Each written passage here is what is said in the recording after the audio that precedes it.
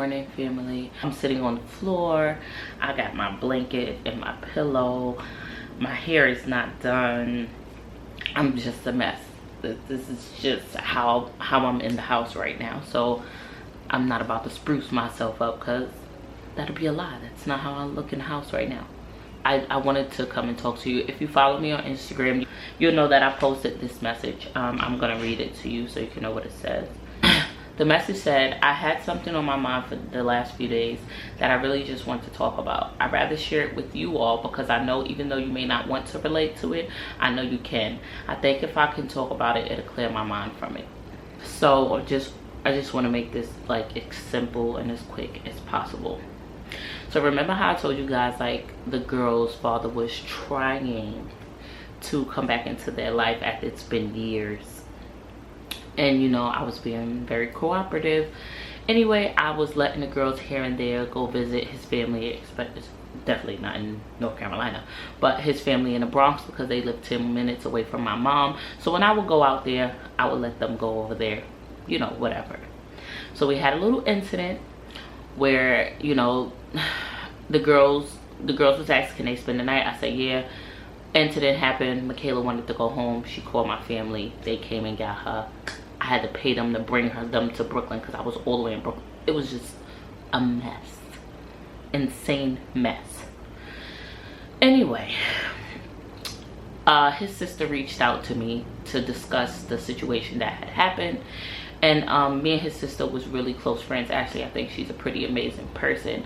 And the most important thing between me and his sister, where the bond comes in at, we used to go to church together like all the time. And we're sisters in Christ. And another thing is, I always looked up to her. Like, I always seen so much of me in her. I always thought she was dope. She was amazing. She had so much wisdom. Like, that was just really someone I admired. So, and she played a big part in my life, but I'll let y'all know that a little later on. But anyway, it's been since I don't want to say these people because it sounds rude, but since I allowed these people to come back into my children's life, my peace has been disturbed. And you know I'm all about my peace, you know? Like, I need my peace, and whether I go about it the wrong way or whether I go about it the right way, I need my peace. Like, there are so many people who I have not, people who's been in my life for years, friends, family, who I have nothing to do with, because at one point in life I was so disturbed, like always sad, always depressed, always crying, always broke, always hurt, to the point where I said I cannot live like this. And the moment I let people go, like legit, like not that I hate you, not that I dislike you, but like don't call you, don't text you, don't speak to you, took you off my social media, I have nothing to do with you at all.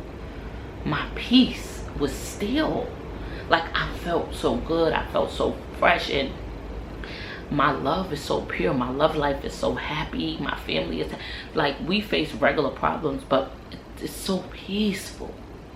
And for so many years I've lived in peace that any little thing that takes me back disturbs my peace. When the sister called me and we had the conversation, and it actually felt great to talk to her, because you know, like I told you, that was someone I was close to back then. I got to thinking, conversation got brought up, like, why would you feel you couldn't call me? And when I was thinking to myself, I said, I cut everybody on that side off because of what that one person mentally put me through. Just a little back history on the story. He's a friend of the family. He was never my friend. I didn't know him personally. I just knew of him because I used to see him around the family, and I was like, okay, he's cute, whatever. And I told my cousin or something. I was like, oh, he's cute. And I think my cousin went back and said, yeah, my cousin said you was cute. And we started chatting off on MySpace. That's how old it is. MySpace. We was like conversing back and forth or whatever. And at that time, unbeknownst to me, he had a girlfriend and they had just went through something. So I guess I was like the rebound chick. That's exactly who I was. I was the rebound girl. So of course we started chatting, talking, meeting, dating, what I thought. And with that comes sexual intercourse, and that's how children are created. So of course that's how I got pregnant with Makayla.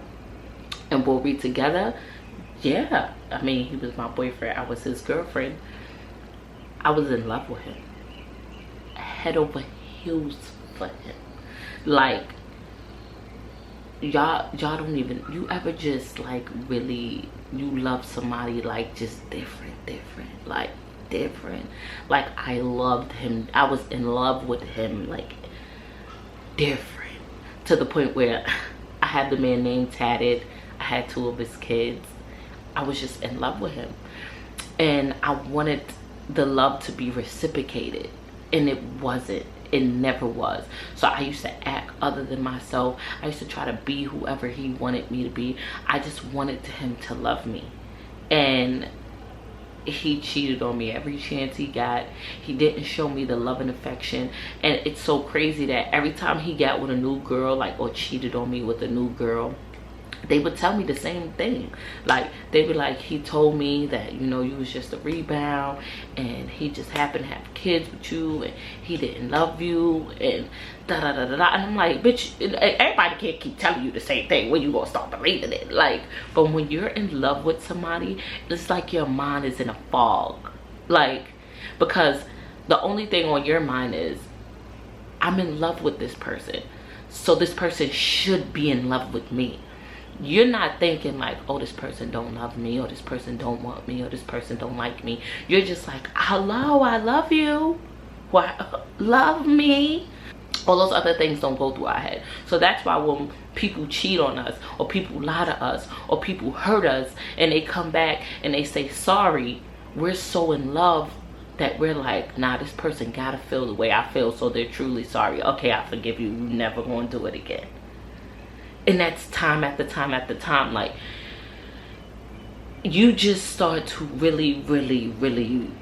You live in this weird, crazy world, and it's so it's insane. And I don't think you can ever understand it unless you've been in love with somebody and they have not loved you back, or they have not given you the love that you deserve. But that was with Makayla, and then I had got pregnant with Faith. When I got pregnant with Faith, we was like rocky, you know, we was on a rocky end. And yes, he did say he didn't want any more kids.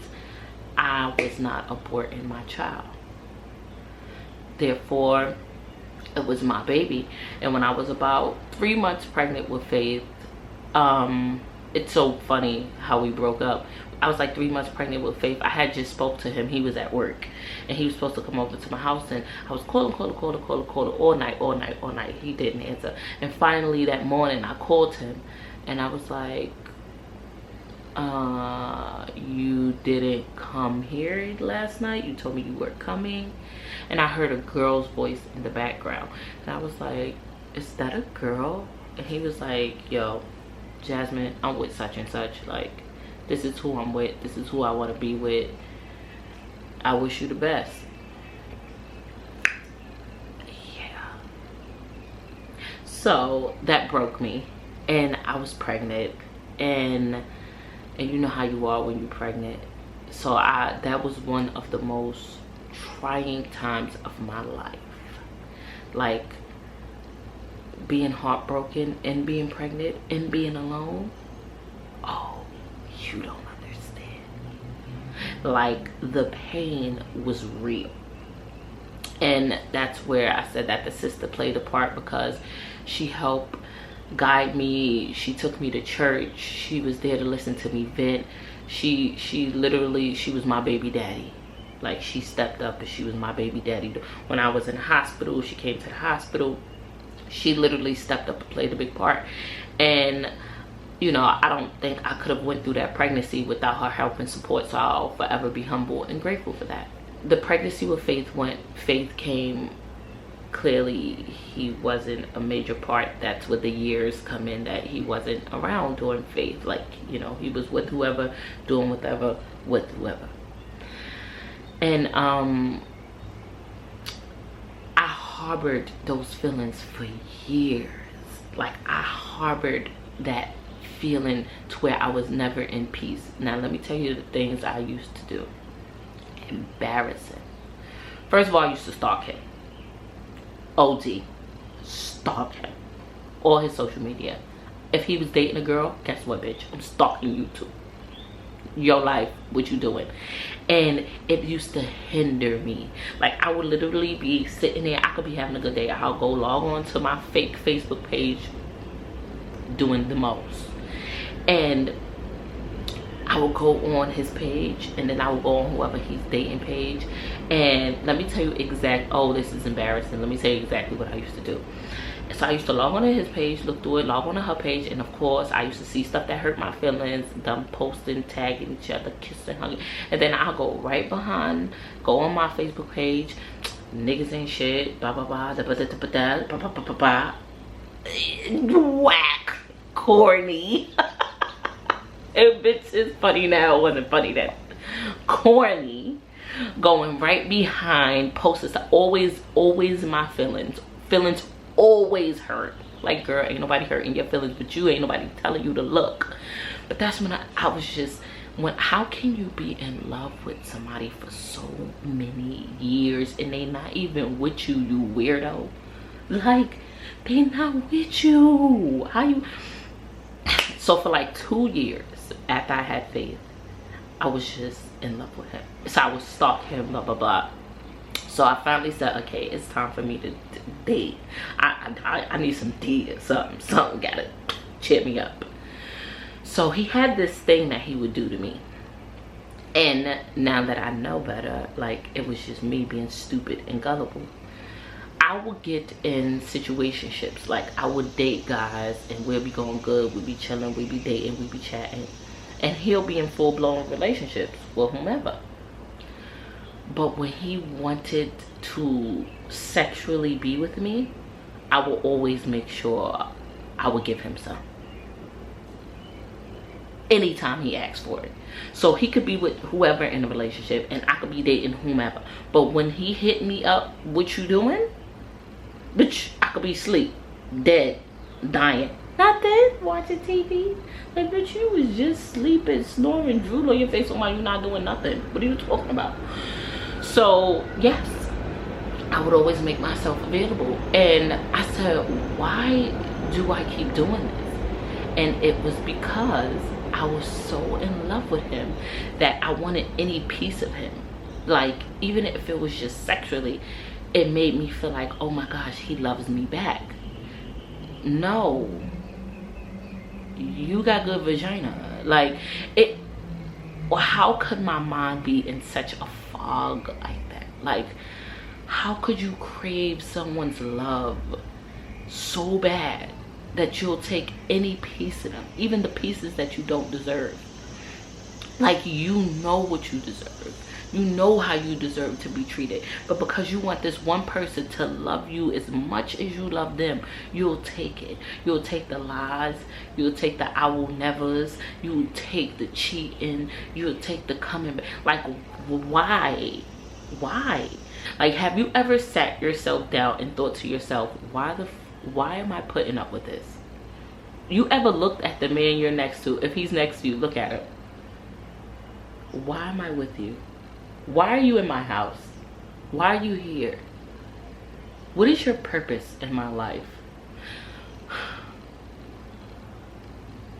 So once I gussed up all that, and it was so mentally deep that even though he made the executive decision to not be a part of my kid's life, I stopped sending the text. I used to send paragraphs, girl. I used to send books with my feelings of why you're not a part of your kid's life, why you're not. It just stopped. I stopped looking on his Facebook. I stopped looking who he was dealing with. I stopped sending on. I ain't had that man number for years. When I say years, I didn't have that man's number. And I fell out of love with him. And I found love. And when I found love that I have now, I said, oh my gosh, is this what it's supposed to feel like? Okay, all right, I can do this. And it's kind of like I live in peace. Like, I don't have nothing to do with him. I don't have nothing to do with nobody. I'm just living in my peace and my happiness. And as soon as I try to let old back into my life, look what happened. Peace disturbed. I can't have a conversation with him. We can't talk. We can't talk. I don't like the way he fathers. I don't like the way he goes about things. And I truly, and this is how I'm entitled to feel how I feel. I feel that he has 2 other children outside of me. He loved their parents. He was in love with their parents. He was in relationships, trustworthy, like great bond relationships with them. He treats their kids different from how he treats my kids. And I am a strong believer, because I've seen firsthand, that people treat kids accordingly to how they feel about you. You say what you want to say. I don't care. I've seen it. You hear me? I've been sent to father's house where I just feel different because he's treating his kids different from how he treats me. I don't, because he's with their mother, or he loves them. I didn't know what it was, but I know I always felt like an outsider. I always felt like I didn't belong here. I always felt different, and I always was wondering why my mother keeps sending me here, because it's miserable here. So I'm not doing that to my kids. I always observe every little thing, and I'm not saying that I think that people in his family loves them sincerely, but I don't think he loves them the way he should, or he doesn't love them the way he loves his other children. And that's how I feel from what I've been through, from what I observed, from what I know, from what I see. Now, as a mother, I always go into defense mode over mine. My kids shall not get less than what they deserve. They shall not. These little girls have been fine. Yeah, we've been through the daddy issues and all that, but now I'm caught in a situation like this man has been gone for so many years, and I've dealt with Makayla having daddy issues, and we was working on it, and we was growing, we was getting better. We had our ups and downs, but me and Leslie, my baby, the love of my life, my significant other, the most amazing man on the face of this earth, we was working on it. We was building this home from ground up. So here comes this man who wants to randomly get my number from Lord knows where he got my number from, and he wants to pop up and say, hey, can I see my kids?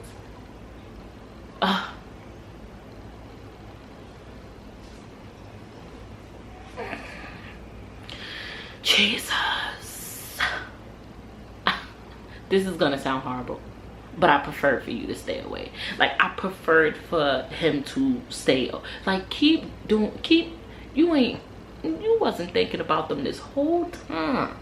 Now you want to pop up, and it's chaotic now, because now and then you don't, it ain't like he popping up trying to be the best, because the co-parent thing between us is not working. We tried. It's not. It ain't worked then, ain't gonna work now, because like I said, he can communicate with the other mothers of his children, but when it comes to me, it's so difficult to understand. I'm telling you, it's a brain thing. It's how you look at that person. Because me and Alyssa's father, fun fact, did y'all know Alyssa's dad lives around the corner from Alyssa? Do you know why? Because he refused to live anywhere far from his child. Hence the other non-custodial parent moved halfway across the world without even a text message, a little Instagram post or something to me. Like, me and Alyssa's dad has a co-parenting relationship. Mind you, me and Alyssa's dad's significant other, we done got into it where we was gonna put the paws on each other. She was gonna get these hands. And even after that whole situation happened, she talked to my daughter, like her and my daughter are friends, they talk, and I listen. I always listen. I'm gonna listen to how you interact with my daughters to see if it's genuine. I'm gonna see if you trying to play them. Listen, it's so much to it, and this girl shows my daughter nothing but respect, therefore I respect her. She doesn't have to be my friend. Why are we friends?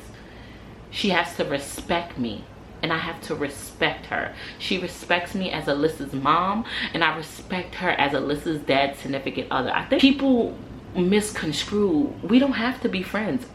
Damn it, we don't even gotta like each other. but you have to respect me. In his mind, he feel like he doesn't like me, so he's not gonna respect me. And so what? Like, that's just the mother of my daughters. I ain't gotta respect her. I ain't gotta talk to her. Like, that's where you got it effed up. His significant other doesn't like me, and quite honestly, I don't know how I feel about the lady, because I don't know the lady. I don't have a reason not to like the lady.